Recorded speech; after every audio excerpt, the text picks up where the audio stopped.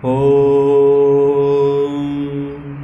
स्थापकाय च धर्मस्य सर्वधर्मस्वरूपिणे अवतारवरिष्ठाय रामकृष्णाय ते नमः।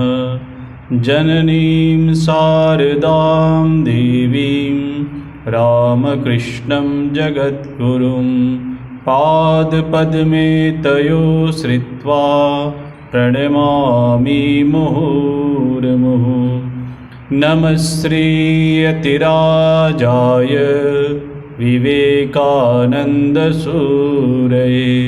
सच्चित्सुखस्वरूपाय स्वामिने तापहारिणे।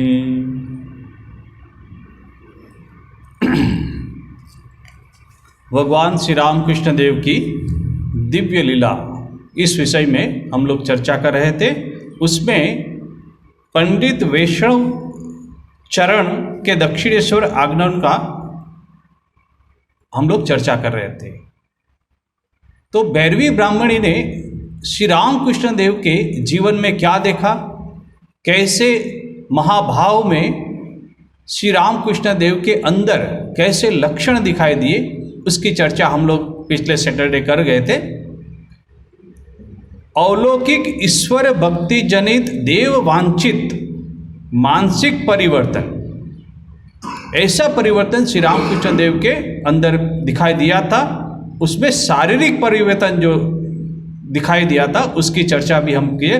तो ये किसमें पहले हुआ था, ऐसी घटना कब हुई थी? तो भैरवी ब्राह्मणी कह रहे हैं कि भक्ति शास्त्रों में उसका उल्लेख है।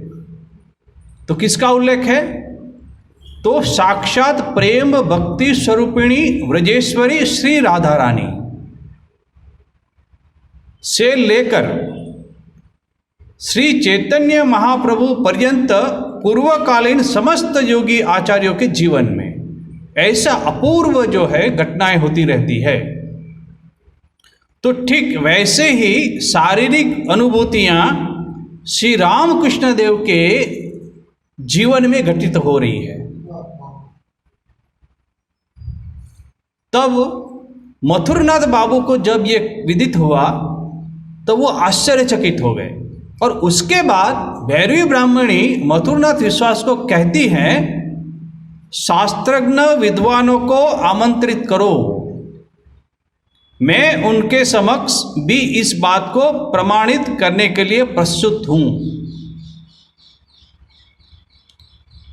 कितना साहस से, कितना विश्वास से ये बात भैरवी ब्राह्मणी मथुरनाथ विश्वास को कह रही है कि यदि मेरी बात पे विश्वास न हो तो शास्त्रज्ञ जितने भी पंडित थे उसको आमंत्रित करो और मेरा जो पक्ष है मैं उसके सामने पुरवार करूंगी।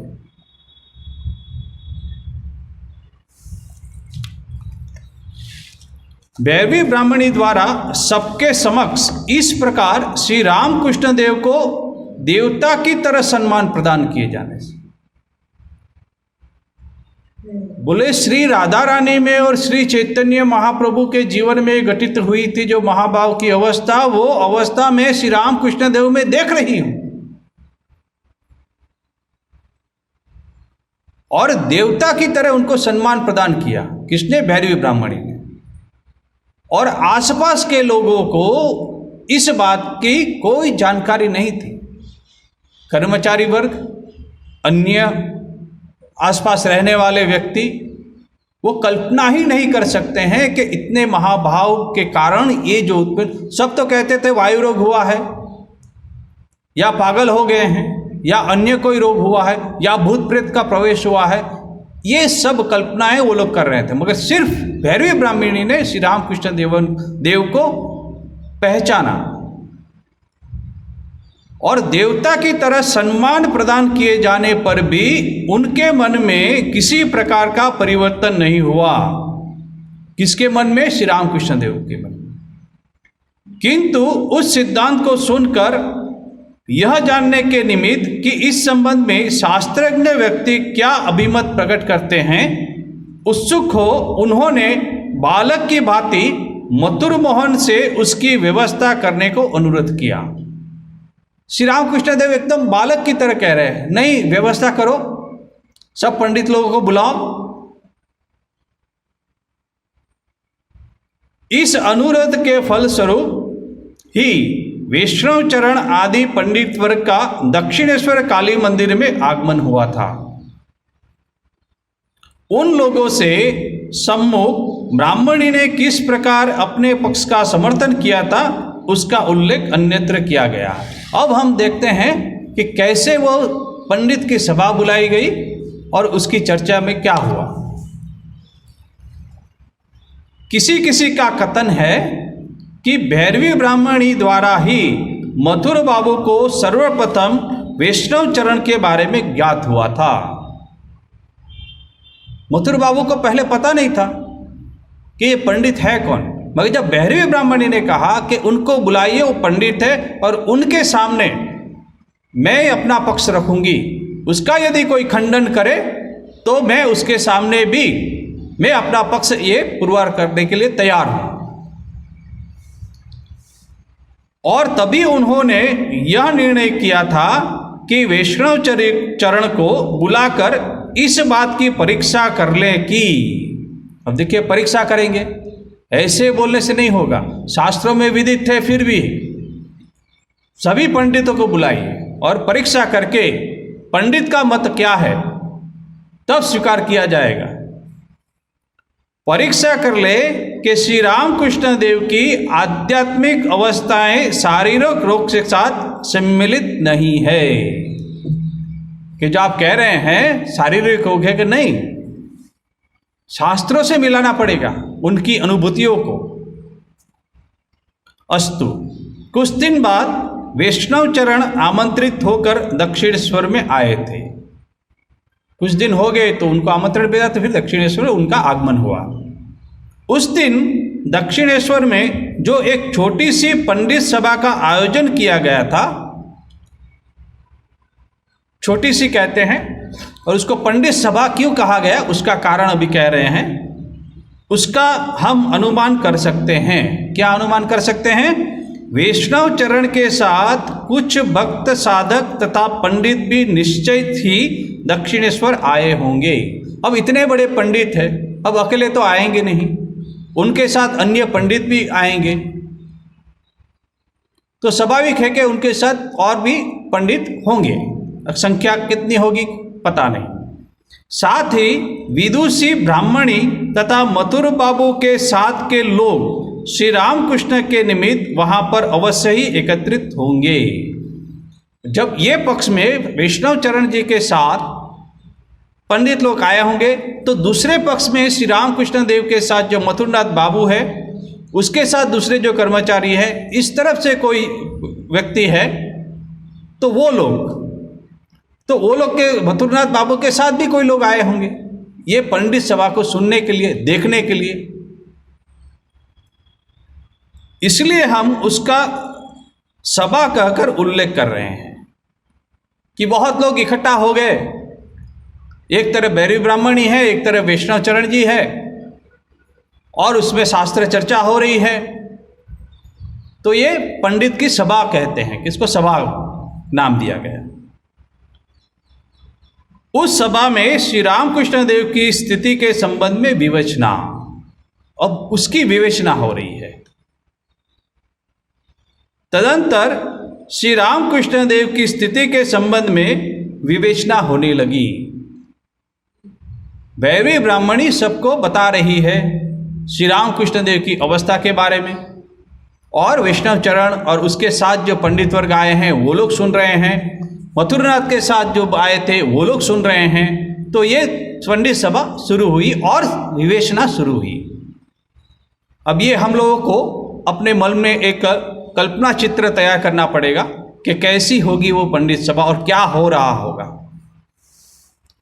ब्राह्मणी ने श्री रामकृष्ण देव की स्थिति के बारे में लोगों से जो कुछ सुना तथा स्वयं अपनी आंखों से जो कुछ देखा, और भैरवी ब्राह्मणी देव अभी आई है, कुछ दिन हुआ है, मगर श्री रामकृष्ण देव के जीवन में तो ये घटनाएं पहले भी घटित हुई है, तो वो घटना किसी से सुनी है और जब से भैरवी ब्राह्मणी दक्षिणेश्वर में आई है तब से वो अपनी आंखों से देख रही है श्री रामकृष्ण देव को, और उनके अंदर जो भाव, उसके कारण उठने वाले शारीरिक परिवर्तन, मानसिक परिवर्तन, ये सब भैरवी ब्राह्मणी देख रही है। उस संबंध में यह अभिमत प्रकट किया कि अब दोनों, पहले के घटना और खुद देख रही, वो दोनों को मिला के उन्होंने यह अभिमत प्रकट किया कि शास्त्र वर्णित भक्ति मार्ग के पूर्ववर्ती प्रसिद्ध आचार्यों के जीवन में, शास्त्र वर्णित ऐसा नहीं, कोई शास्त्रों में लिखा हुआ है, भक्ति मार्ग के शास्त्रों में भक्ति मार्ग के पूर्ववर्ती प्रसिद्ध आचार्यों के जीवन में, पहले जो हो चुके उसके आचार्यों के जीवन में जो घटित हुआ था, जो जो अनुभव उपस्थित हुए थे, उन सब के साथ श्री रामकृष्ण देव की तत्कालीन स्थिति का कोई भेद नहीं है।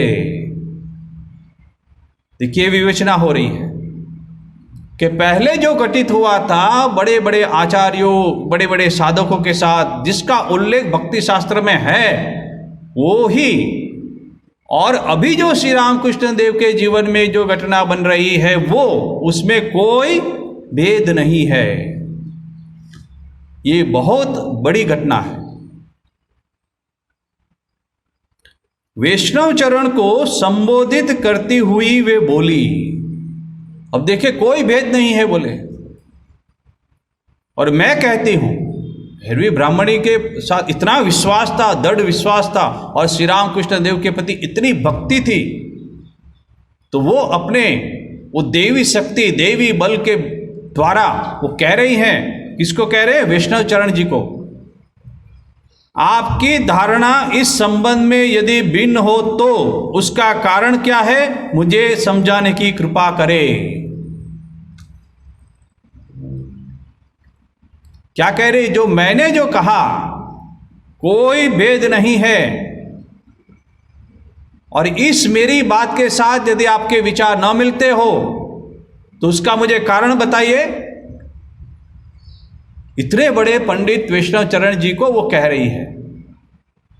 मैं फिर से कहता हूं, आपकी धारणा मीन्स के वैष्णव चरण जी की आपकी धारणा इस संबंध में यदि भिन्न हो, कि जो मैं कह रहे हूं उससे यदि भिन्न हो तो उसका कारण क्या है। आप कह रहे हैं कि नहीं ये भिन्न है, ये ठीक नहीं है, तो उसका मुझे कारण बताइए। आप भी पंडित हैं, आप भी किसी शास्त्र से इस बात की मुझे बताइए कि कहाँ है ये, उसका कारण क्या है, मुझे समझाने की कृपा करें। मुझे समझाइए कि जो मैं कह रही हूं उसके विरोध में जो आपका कोई पक्ष है तो मुझे समझाइए। मां जैसे अपनी संतान की रक्षा करने के लिए, देखिए इसका कारण क्या है, भैरवी ब्राह्मणी के अंदर इतना जोश, इतना विश्वास कि वो श्री वैष्णव चरण जी को भी ललकार रही है पंडित सभा में कि बताइए मुझे, यदि आपका मत यदि भिन्न है तो हमको कारण बताइए और समझाने की कृपा करें मुझे। वीरता देखिए उसकी। मां जैसे अपनी संतान की रक्षा करने के लिए वीरता के साथ खड़ी होती है, ब्राह्मणी भी मानो उस दिन किसी देव बल से शक्तिशालिनी बनकर, कि ब्राह्मणी में भी उस समय कोई एक देवी शक्ति आ गई थी, और उसी बल के चलते ऐसा कह रहे हैं, देव बल से शक्तिशालिनी बनकर श्री रामकृष्ण देव के पक्ष समर्थन के लिए तत्पर थी। कि मैंने जो पक्ष रखा है श्री रामकृष्ण देव के संबंध में, तो उसको सही साबित करने के लिए वो तत्पर थी।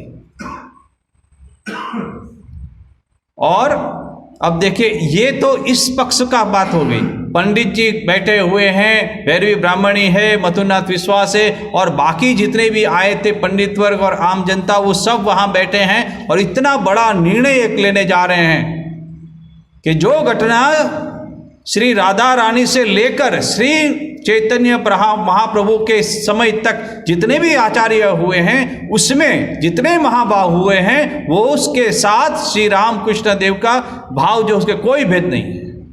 इतनी बड़ी बात जब चर्चा हो रही है, श्री रामकृष्ण देव को अवतार भगवान साबित करने की बात हो रही है, महाभाव की बात हो रही है, और दूसरी तरफ क्या होता है, और श्री रामकृष्ण देव वो क्या कर रहे हैं उस समय, जिनके लिए इतना आयोजन हो रहा था, किसके लिए, श्री रामकृष्ण देव के लिए,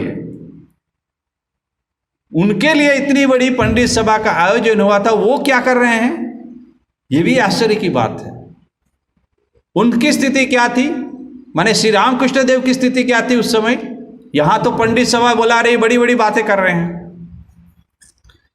हमें मानो अपनी आंखों के सामने यह स्पष्ट दिखाई दे रहा है कि तर्क वितर्क में निविष्ट उन व्यक्तियों के बीच, अब दोनों तर्क वितर्क कर रहे हैं, भैरवी ब्राह्मणी अपना पक्ष रख रहे हैं, वैष्णव चरण अपना पक्ष रखेंगे, और बाकी लोग सुन रहे हैं, तर्क वितर्क हो रहा है। तो ऐसी परिस्थिति में उन व्यक्तियों के बीच श्री रामकृष्ण तो अवश्य वहां बैठे हुए हैं। श्री रामकृष्ण देव अस्त व्यस्त रूप से बैठे, अस्त व्यस्त ऐसे ही बैठे हुए हैं, स्वयं अपने में निमग्न हो। श्री रामकृष्ण देव अपने में ही निमग्न है, कोई भाव में बैठे हुए हैं, आसपास क्या हो रहा है उनको कोई ख्याल ही नहीं, बस अपने में बैठे हुए, अपने स्वयं अपने में निमग्न हो आनंद अनुभव कर रहे हैं।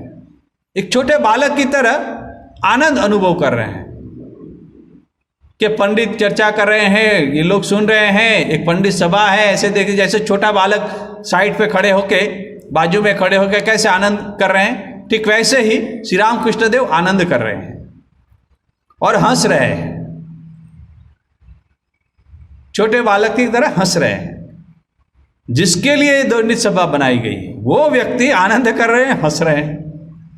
तथा कभी कभी अपने समीपस्थ, अब क्या दूसरा क्या कर रहे हैं, बोले अपने समीपस्थ बटुए में से थोड़ी सी सौंफ, एक छोटा सा बटुआ था, उसमें सौंफ था खाने का, सौंफ या कबाब चीनी मुंह में डालकर, अब छोटे बच्चे की तरह वो सौंफ खा रहे हैं और कबाब चीनी वो खा रहे हैं।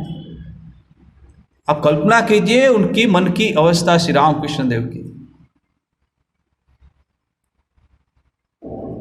कबाब चीनी मुंह में डालकर उन लोगों की बातों को इस तरह से सुन रहे हैं। किस तरह से, किसकी बातें, बोले दोनों पंडित, भैरवी ब्राह्मणी और वैष्णव चरण जी, दोनों की बातों को ऐसे सुन रहे हैं कि मानो किसी व्यक्ति के संबंध में बातचीत हो रही है। बोले इतनी बड़ी पंडित सभा बुला रहे हैं और वो ऐसे ही कबाब चीनी खा रहे हैं, सौंफ खा रहे हैं और हंस रहे हैं, आनंदित हो रहे हैं, मानो कि किसी दूसरे के बारे में ही कुछ पंडित सभा बुलाई रही। अपने बारे में जो हो रहा है वो श्री रामकृष्ण देव उसका ज्ञान ही नहीं है, और छोटे बालक की तरह वो हंस रहे हैं। और फिर कभी वैष्णव चरण का अंग स्पर्श कर, देख छोटे बालक की तरह, जैसे बालक कैसे पिताजी पास में बगल में बैठे हैं, पिताजी ऐसे जैसे स्पर्श करते हैं ना, पिताजी वो देखिए, पिताजी वो देखिए, पिताजी वो ये कह रहा है, तो एक छोटा बालक जैसे अपने पिताजी को शरीर का स्पर्श करके कुछ कहने की कोशिश कर रहे हैं, ठीक वैसे ही श्री रामकृष्ण देव एक छोटे बालक की तरह इतने बड़े पंडित वैष्णव चरण जी को स्पर्श कर रहे हैं, स्पर्श करके उसको कुछ कह रहे हैं। क्या कह रहे हैं, सुनो, कहते सुनो, मेरी ऐसी अवस्था हुआ करती है।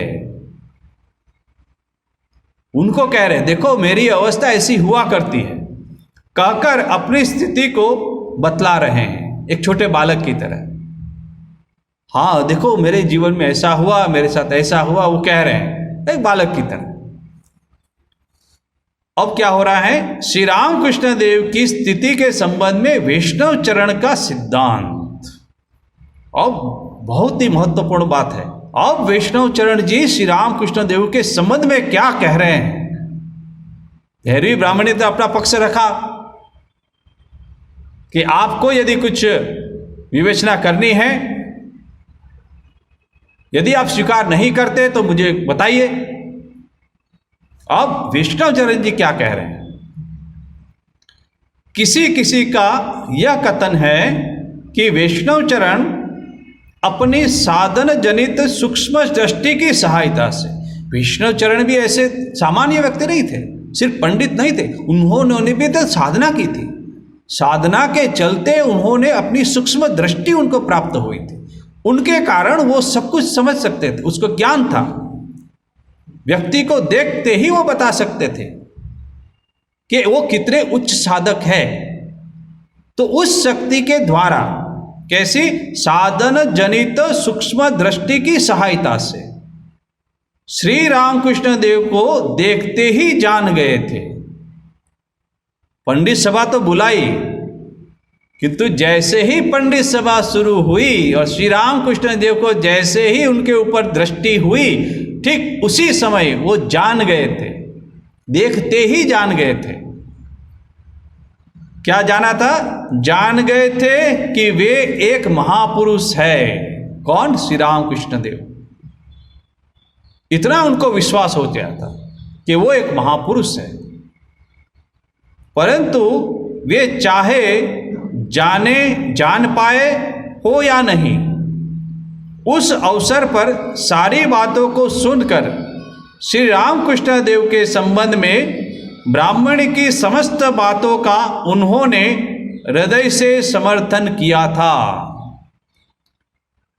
वैष्णव चरण जी ब्राह्मण ने जो जो कहा, कोई उन्होंने विरोध नहीं किया, समस्त बातों का उन्होंने समर्थन किया कि हाँ ये ठीक है, हाँ ये ठीक है।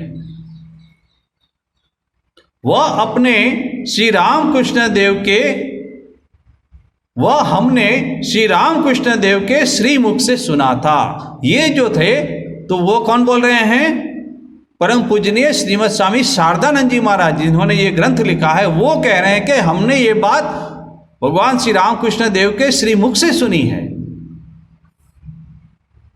इतना ही नहीं, वैष्णव चरण ने यहां तक कहा था कि जिन मुख्य, अब देखिए ये बहुत ही महत्वपूर्ण बात है, उन्होंने जो कहा वैष्णव चरण जी ने रामकृष्ण देव के बारे में, वो आप कल्पना ही नहीं कर सकते कि इतनी बड़ी बात उन्होंने कही है।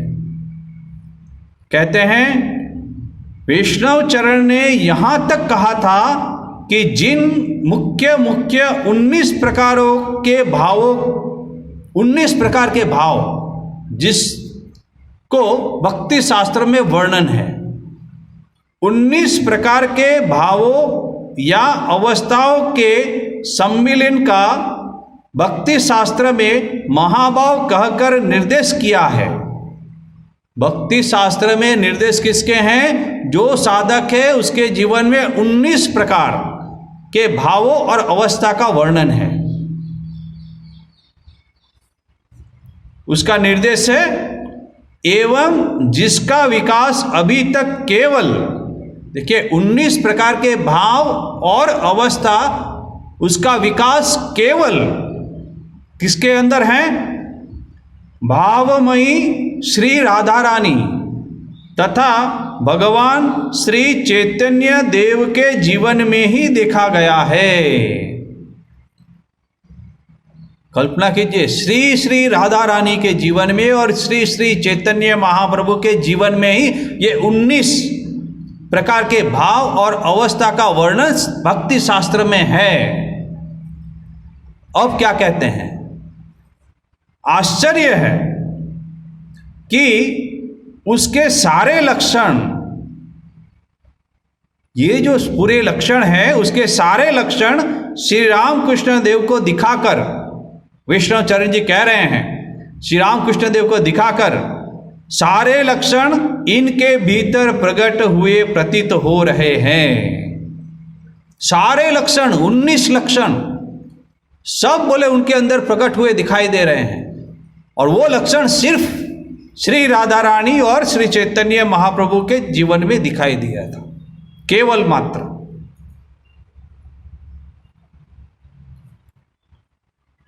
जीव के लिए, अब देखिए और एक बहुत बड़ी बात कह रहे हैं, जीव के लिए सौभाग्यवश यदि जीवन में कभी महाभाव के आभास का उदय हो तो कोई जीव, कोई भी साधक भाग्यवश यदि किसी के जीवन में महाभाव का उदय हुआ हो तो इन 19 प्रकार की अवस्थाओं में से अधिक, बोले शास्त्रों में तो 19 प्रकार की अवस्था का वर्णन है, उनमें से किसी के भाग्यवश किसी के जीवन में यदि उदित हुआ है तो 19 प्रकार के भावों में से अधिक, बोले अधिक से अधिक माने उससे ज्यादा नहीं, तो अधिक से अधिक 2-4 अवस्था ही प्रकट होती है। आप कल्पना कीजिए, विष्णु चरण जी कह रहे हैं कि 19 में से सिर्फ 2-4, कितना कम, कहां 19 और कहां 2-4, बोले 2-4 अवस्था ही प्रकट होती है, चाहे कितने बड़े साधक हो। बोले भाग्यवश, वो भी कह रहे हैं कि भाग्यवश किसी में हुआ तो हुआ, यदि भाग्य है तो 2-4 ही प्रकट होती है 19 में से। जीव का शरीर इन 19 प्रकार के भावों के प्रचंड वेग को, बोले कोई सामान्य साधक है, जीव है, तो 19 प्रकार के जो भाव है उसका जो वेग है, प्रचंड वेग को धारण करने में कभी भी समर्थ नहीं हुआ है।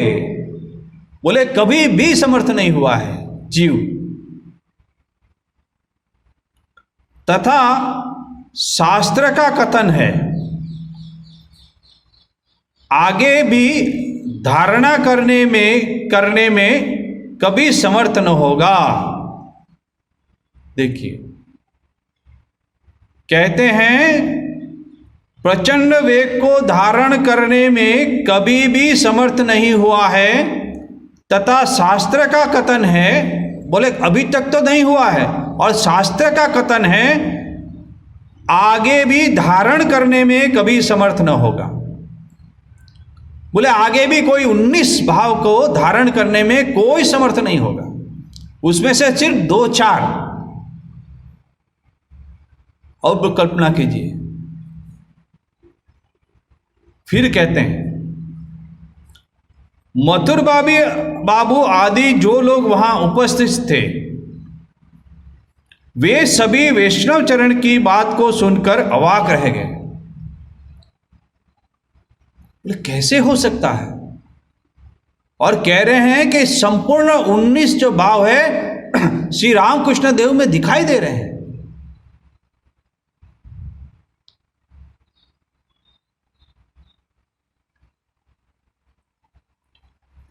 और जिसके लिए ये बात हो रही है, जिसके जीवन में 19 प्रकार की भावों की बात हो रही है, दिखाई दे रहा है, वो क्या कर रहे हैं? सौंफ खा रहे हैं और कबाब चीनी मुंह में लेके डाल के हंस रहे हैं, आनंदित कर रहे हैं। और बालक की तरह वैष्णवचर्य को स्पर्श करके कह रहे हैं देखो देखो देखो मेरे अंदर ऐसे भाव हो रहे हैं, मुझे ऐसा अनुभव हो रहा है, बालक की तरह। अभी आप कल्पना कीजिए कि हम किसके छत के नीचे बैठे, किसकी शरण में हम बैठे हुए हैं। अवतार वरिष्ठाय स्वामी विवेकानंद ने ऐसे ही नहीं कहा था।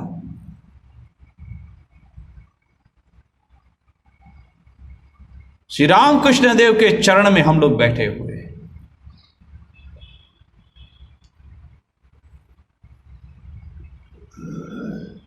जिसके एक नाम लेने से मनुष्य भवसागर पार हो जाता है।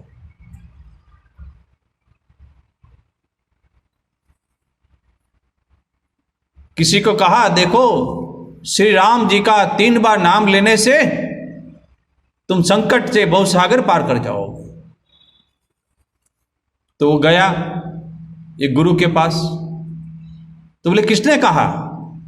बोले नहीं, वो फलाना गुरु ने कहा कि 3 बार श्री राम बोलने से तुम भवसागर पार हो जाओ। 3 बार? अरे 1 बार लेने से ही तुम भवसागर पार कर जाओ, 3 बार लेने की क्या जरूरत है? ये विश्वास श्री राम कृष्ण देव का 1 बार नाम लेने से हम भवसागर पार हो जाएंगे।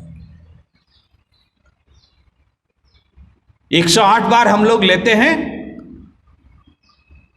बहुत अच्छी बात है, लेना ही चाहिए, गुरु का आदेश है। मगर ऐसा विश्वास हो कि 108 बार नाम लेने से भी हम भवसागर पार, 1 बार नाम लेने से भी भवसागर। अवतार वरिष्ठाय भगवान श्री राम कृष्ण देव के आश्रित है, उनके चरणों में हमने स्थान दिया है और उन्होंने कृपा करके अपने चरणों में हम लोगों को स्थान दिया है।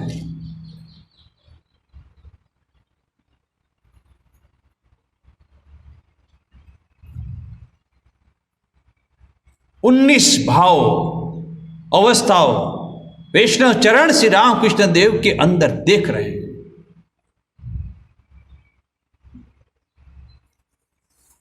सब लोग आश्चर्यचकित हो गए। वैष्णव चरण की बात को सुनकर अवाक रह गए। बालक की तरह विस्मय तथा आनंद के साथ स्वयं श्री राम कृष्ण ने भी मथुर बाबू से कहा। अब ये सब सुन रहे हैं, श्री राम कृष्ण देव खुद सुन रहे हैं। अब मथुरनाथ विश्वास को वो कह रहे हैं श्री राम कृष्ण देव, अरे यह कह क्या रहा है? बोले ये क्या कह रहा है? बोले विष्णुचरण क्या कह रहे हैं? बोले अस्तु, रोग नहीं है सुनकर मेरा मन आनंदित हो रहा है। श्री राम कृष्ण देव कह रहे हैं कि सब लोग बोलते हैं कि मेरी जो अवस्था हो रही है वो रोग जनित है, मुझे वायु रोग हो गया है, तो कम से कम ये वैष्णव चरण की बात को सुनकर मुझे आनंद हुआ कि मुझे रोग नहीं हुआ है। देखिए कैसे सरल एकदम बालक की तरह वो कह रहे हैं।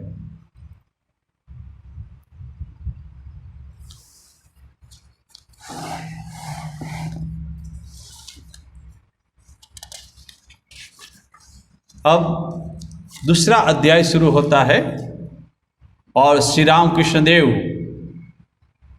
जिस उद्देश्य से भैरवी ब्राह्मणी का आगमन हुआ था दक्षिणेश्वर में, अब ये घटना का हम लोग अध्ययन करेंगे कि मां भवतारिणी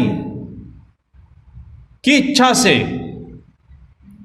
श्री राम कृष्ण देव को साधना करवाने के निमित्त जितने भी गुरु की आवश्यकता है वो सब एक एक करके दक्षिणेश्वर में सबका आगमन होगा। और वो क्यों, उसका कारण अभी बताते हैं। क्यों? श्री राम कृष्ण देव ने तो अपनी मन की उत्कंठ इच्छा से, मनोकामना से मां काली के दर्शन तो कर ही लिए थे, फिर से साधना करने की क्या आवश्यकता थी? अब श्री राम कृष्ण देव की तंत्र साधना, इस विषय पे हम लोग अभी प्रकाश डालेंगे। साधन जनित दिव्य दृष्टि के द्वारा ब्राह्मणी को श्री राम कृष्ण देव की स्थिति का यथार्थ अनुभव। देखिए दिव्य दृष्टि, साधन जनित, भैरवी ब्राह्मणी ने जो इतने सालों से साधना की थी, शास्त्र पढ़े थे, भगवान की पूजा की थी, उसके चलते जो दिव्य दृष्टि प्राप्त हुई थी, श्री राम कृष्ण स्थिति का यथार्थ अनुभव वो कर रही है। केवल युक्ति तर्क की सहायता से ही ब्राह्मणी ने श्री राम कृष्ण देव के संबंध में पूर्वोक्त सिद्धांत प्रतिपादित नहीं किया था। सिर्फ बोले पंडिताई से, युक्ति और तर्क के द्वारा ही जो सिद्धांत किया था वो नहीं है।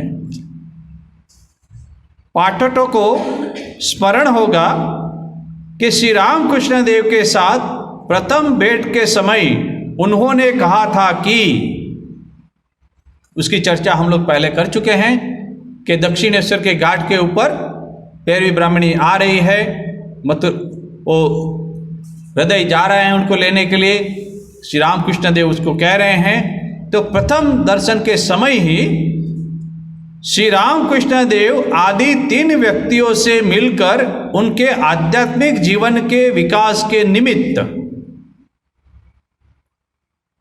भैरवी ब्राह्मणी को एक देवी आदेश हुआ था कि उसके जीवन में 3 साधक को उसको भेंट होगी और उसकी 3 साधक की आध्यात्मिक उन्नति के लिए उनको सहायता प्रदान करना है। तो उन्होंने पहले ही 2 साधक से मुलाकात कर चुकी थी, वह तीसरे बाकी थे, वो थे भगवान श्री रामकृष्ण देव। उनसे भी मुलाकात हो गई दक्षिणेश्वर में गंगा घाट के ऊपर, गंगा तीर के। आध्यात्मिक जीवन के विकास के निमित्त उन्हें सहायता प्रदान करना है।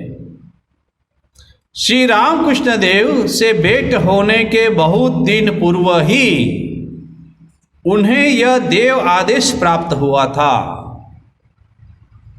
दक्षिणेश्वर आने से पहले ही भैरवी ब्राह्मणी को यह आदेश प्राप्त हुआ था। अतः यह स्पष्ट है कि साधन जनित दिव्य दृष्टि से प्रेरित हो। ऐसा नहीं कि भैरवी ब्राह्मणी की अपनी इच्छा से हो रहा है, नहीं, ये देवी आदेश है। प्रेरित हो दक्षिणेश्वर में आकर स्वल्पकालीन परिचय से ही उन्हें श्री रामकृष्ण देव के संबंध में इस प्रकार का अनुभव हुआ था। स्वल्पकालीन, पहले कहाँ मिले थे? नहीं मिले थे, पहले ही मिले और दोनों एक दूसरे को अत्यंत परिचित है, ऐसा अनुभव दोनों को हुआ था। कैसे? भैरवी ब्राह्मणी को जननी जैसे श्री रामकृष्ण देव देख रहे थे और भैरवी ब्राह्मणी भी श्री रामकृष्ण देव को एक शिशु की तरह देख रहे थे। तो भैरवी ब्राह्मणी के अंदर मातृभाव का जागरण हुआ था श्री रामकृष्ण देव को देख के। साथ ही दक्षिणेश्वर आने के पश्चात ज्यों-ज्यों वे उनके साथ घनिष्ठ रूप से परिचित होती गई, त्यों-त्यों उनके मन में श्री रामकृष्ण देव को किस प्रकार से कहाँ तक सहायता प्रदान करना है।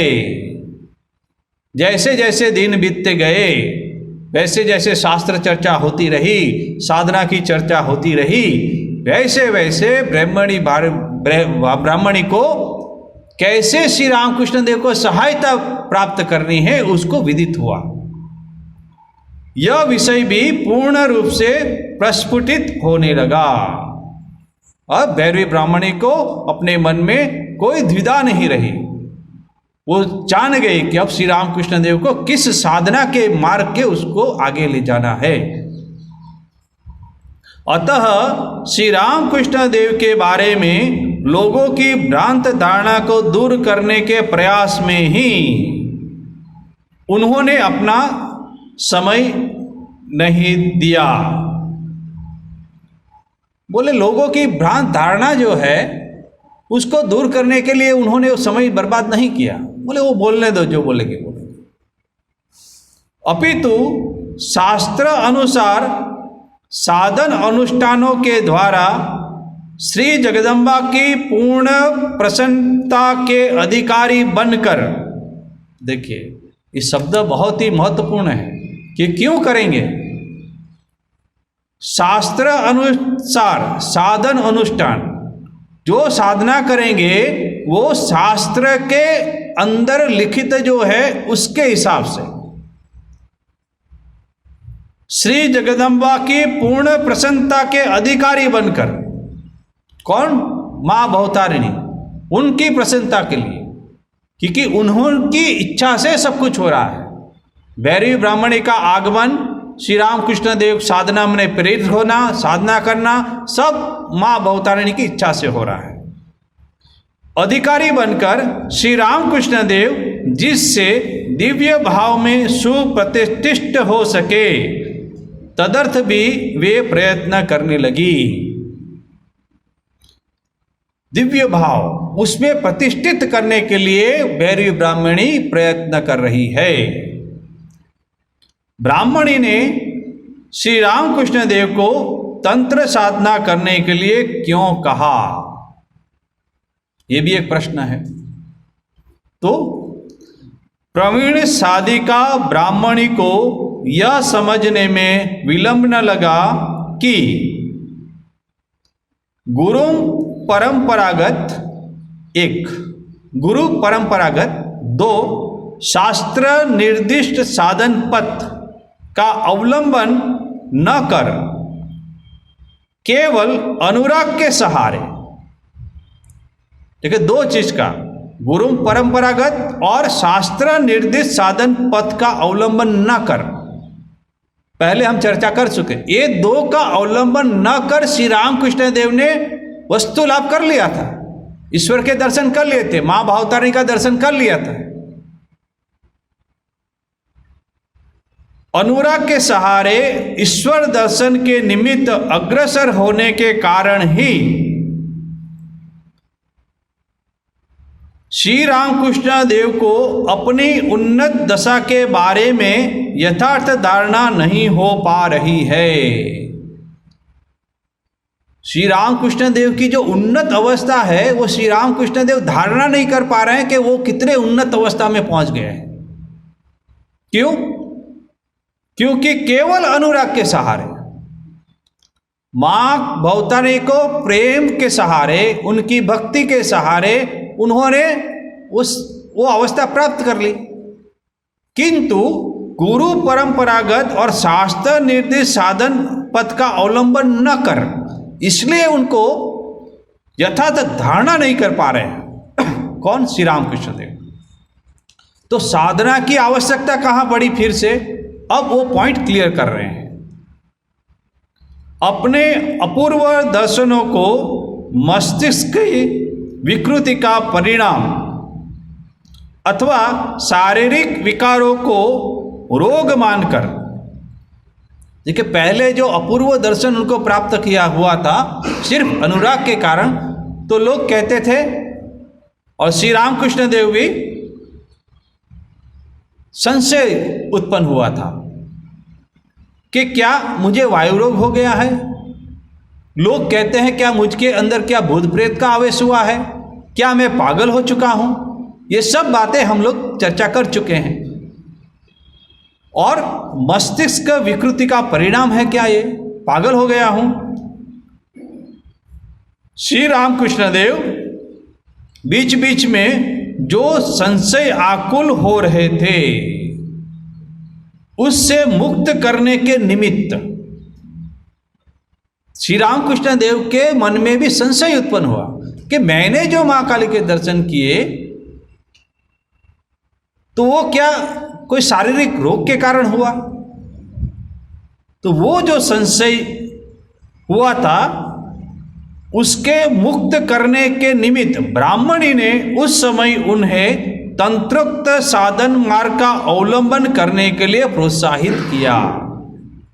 इसका कारण देखिए, क्या कारण है? नहीं, अब करेंगे गुरु परंपरागत शास्त्र निर्दिष्ट साधन पद का अवलंबन करके अब साधना करेंगे। तब श्री रामकृष्ण देव के अंदर जो संशय उत्पन्न हुआ है वो दूर करेंगे। तो पहले कहते हैं तंत्रोक्त साधन मार्ग का अवलंबन करेंगे। पहले तंत्र में जो साधन मार्ग का है उसका अवलंबन करके अब श्री रामकृष्ण देव को जो अनुभूति होगी तब उनका संशय दूर होगा कि नहीं, अब ये शास्त्र मार्ग के द्वारा मैंने किया। गुरु वाक्य शास्त्र में क्या लिखा है और अपने अनुभव के साथ उसको मिलाना, तब साधक संतुष्ट होता है। इसलिए अब श्री रामकृष्ण देव तंत्र साधना में अग्रसर होने के लिए भैरवी ब्राह्मणी उसको प्रोत्साहित कर रही है, क्योंकि साधक को जिन क्रियाओं के अनुष्ठान से जो फल प्राप्त होंगे, तंत्र में उन विषयों को लिपिबद्ध देखकर तथा अनुष्ठान के द्वारा स्वयं तद अनुरूप फल प्राप्त कर, देखिए कितनी सारी बातें कह दी। साधक को जिन क्रियाओं के अनुष्ठान से जो फल प्राप्त होंगे,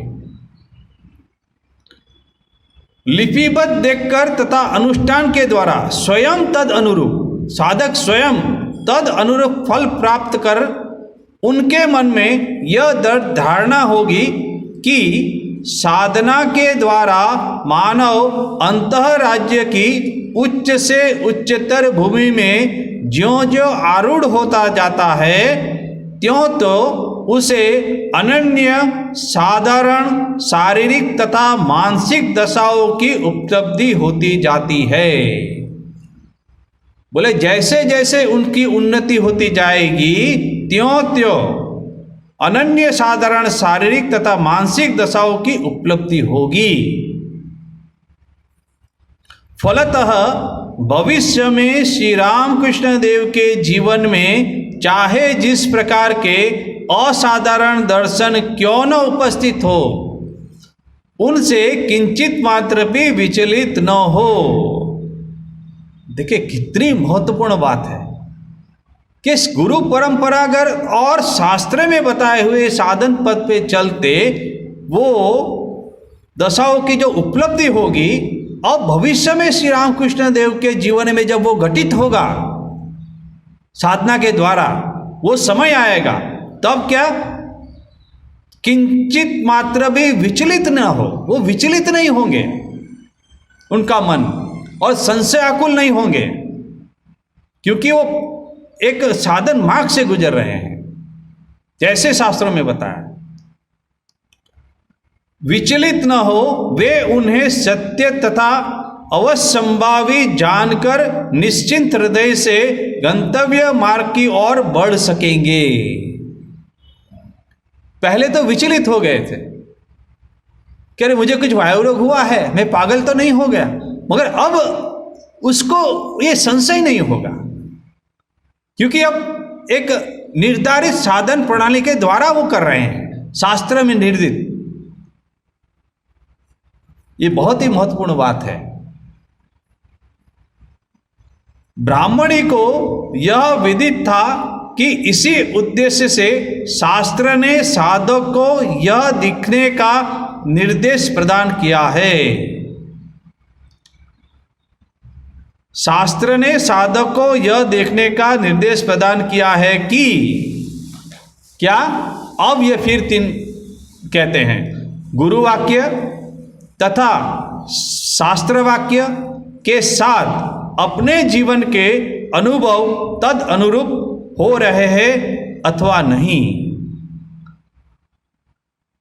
ये जब पता लगेगा तब संशय दूर हो जाएगा। तो इसलिए श्री रामकृष्ण देव अभी शास्त्र में आगे जाएंगे। श्री रामकृष्ण देव अवतार हैं, यह जानकर भी ब्राह्मणी ने उनको साधना में किस प्रकार सहायता की थी। जान में गए कि 19 जो भाव है, जो अवस्था है, सो श्री रामकृष्ण देव में देख रहे हैं। फिर भी साधना करनी है, क्यों? संशय दूर करना है। श्री रामकृष्ण देव के मन में जो संशय है उसको दूर करना है और दृढ़ होना है। इसलिए पहले बोले तंत्र साधना करो। यहां पर प्रश्न हो सकता है कि श्री रामकृष्ण देव को अवतार पुरुष जानकर भी ब्राह्मणी पुनः क्यों उन्हें साधन मार्ग में प्रवृत्त कराने के लिए उद्यत हुई। अतः अवतार तो घोषित कर ही दिया, पंडित वैष्णव चरण को बुला के कर दिया, पंडित सभा भी बुलाई, उन्होंने भी स्वीकार किया। ये भाग्यवश, भले किसी के जीवन में यदि ऐसा हो तो 2-4 ही अवस्था होती है, मगर श्री रामकृष्ण देव में तो 19 जितनी अवस्था है सब दिखाई दे रही है। फिर भी बोले अब साधना करो। यह मानना पड़ता है कि ईश्वर महिमा संपन्न अवतार पुरुष सर्व प्रकार से पूर्ण है। श्री रामकृष्ण देव सर्व प्रकार से पूर्ण है क्योंकि वो अवतार है। ईश्वर महिमा संपन्न अवतार पुरुष सर्व प्रकार से पूर्ण हैं, इसलिए उनके संबंध में साधन आदि चेष्टाओं की अनावश्यकता भी सर्वथा प्रतीत होती है। बोले क्या आवश्यकता? उसकी कोई आवश्यकता नहीं है। क्यों? क्योंकि ईश्वर महिमा संपन्न है, वो तो अवतार पुरुष है, उसकी कोई आवश्यकता ही नहीं है साधन की। उत्तर में यह कहा जा सकता है कि श्री रामकृष्ण देव के संबंध में इस प्रकार की महिमा या ऐश्वर्य ज्ञान ब्राह्मणी के मन में सर्वदा विद्यमान रहने पर स्वयं उनका मानसिक भाव भी संभवतः वैसा ही होता, किंतु उनकी स्थिति कुछ और ही थी। यह पहले ही कहा जा चुका है कि प्रथम दर्शन के समय से ही ब्राह्मणी में श्री रामकृष्ण देव के प्रति अपत्य स्नेह का उद्भव हुआ था। ऐश्वर्य ज्ञान को विस्मृत कराकर प्रिय व्यक्ति के कल्याण अर्थ प्रयास करने में नियुक्त करने वाली प्रीति जैसी और कोई दूसरी वस्तु इस संसार में नहीं है। अब समय हो गया है, इस चर्चा को फिर अगले क्लास में हम लोग आगे बढ़ाएंगे। तब तक श्री रामकृष्ण देव के इस दिव्य लीला का चिंतन हम करेंगे और इसके द्वारा हम ये जो संसार है, भवसागर है, उसको हम पार करेंगे। और श्री रामकृष्ण देव के श्री चरणों में प्रार्थना करते हैं कि सभी का कल्याण हो और ये दिव्य लीला का पाठ जो भी सुन रहे हैं उसके जीवन में शांति, सुख, आनंद और श्री रामकृष्ण देव के शरण में शरणागति हो। ये हम प्रार्थना करके इस पाठ का हम यहाँ विश्राम देते हैं। ओम शांति शांति शांति। हरि ओम तत्सत्। श्री राम कृष्णार्पणमस्तु।